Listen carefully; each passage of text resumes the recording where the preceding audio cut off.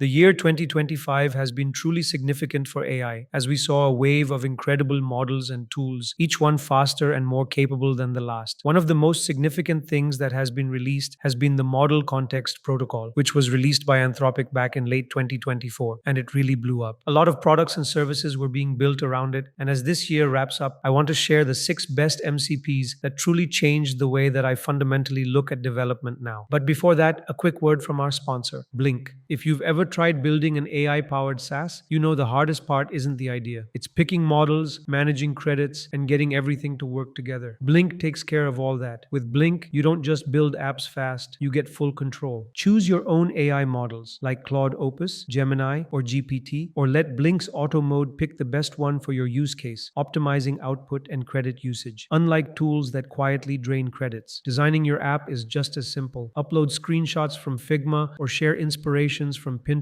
or Dribble, and Blink recreates the UI beautifully. Integrating AI is seamless too. Whether chat, images, audio, or video, Blink guides you so everything works smoothly. If you want to build real polished apps that actually ship, Blink is your shortcut. Click the link in the pinned comment and start building today. Let's start with an MCP server that transformed the way I work with AI code editors. Context 7. Context 7 pulls all the up-to-date, version-specific documentation and code examples directly into the AI coding agent. This eliminates a lot of issues that arise during AI coding, such as mismatching of dependencies. Instead, it provides your AI agent with a knowledge base on how to use any library. It's available on multiple plans, including a free one that's limited to open source libraries. To use it, you simply sign up, create an API key, and install it into your preferred coding tool using the install commands. Once that's done, the MCP and all its tools will be ready to use in your project right away. Using the MCP, the model can look up the documentation of the framework I ask it to use. It then makes tool calls to retrieve documentation and quick start guides, implementing the task using that documentation as a reference. Unlike simple web search, which returns unstructured and often vague results, Context 7 retrieves relevant documentation snippets because they maintain a vector database of documentation which is frequently updated, and use semantic search to get data whenever any query is encountered. There is also another tool that works in a similar way called Ref, which is basically a context-efficient version of Context 7. It links together features like Context 7 capabilities, web search, web scraping, and code search on a single platform. Ref uses semantic search, and unlike Context 7, which injects large documents into the context window, it exposes only the relevant part to your specific question. But its free plan contains very limited credits, after which you have to move to paid tiers. So unless you need those extra features, Context 7 is the better choice.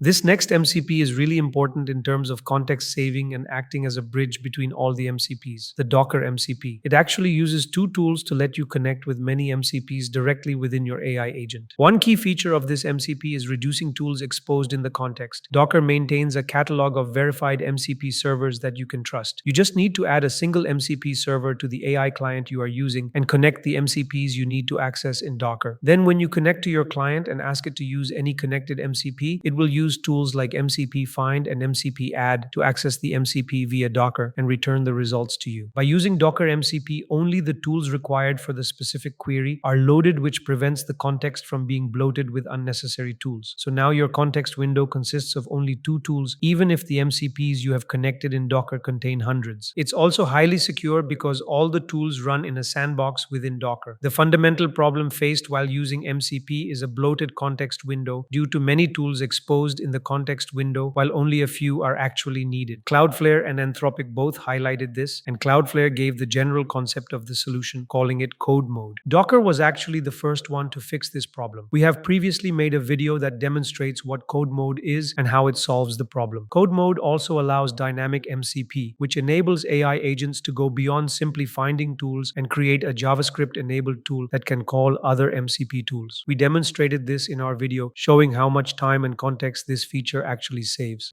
Now coming to my personal favorite and go-to MCP server for UI components, the Shadcn registry MCP server. Shadcn is a really cool library of UI components that are fully customizable, and you can use them directly in your web applications. But if you use them directly in your UI without it, you might encounter a lot of issues because the AI agent does not have specific context of the components. But with this MCP, everything changes. This MCP allows you to get the components directly and install them. Now, Shadcn MCP also lets you connect registries. A registry is basically an index that tells where to get particular components from and what their dependency dependencies are to install them correctly. This MCP server allows you to interact with items from Shadcn registries and get components from them like Aceternity UI, Magic UI, and many others. It's pretty simple to install. Just copy and paste the command and the MCP will be configured and ready to use right away. Adding custom registries is just as simple as adding a few lines of code to the components.json file. And honestly, I've used it a lot to build beautiful UI components.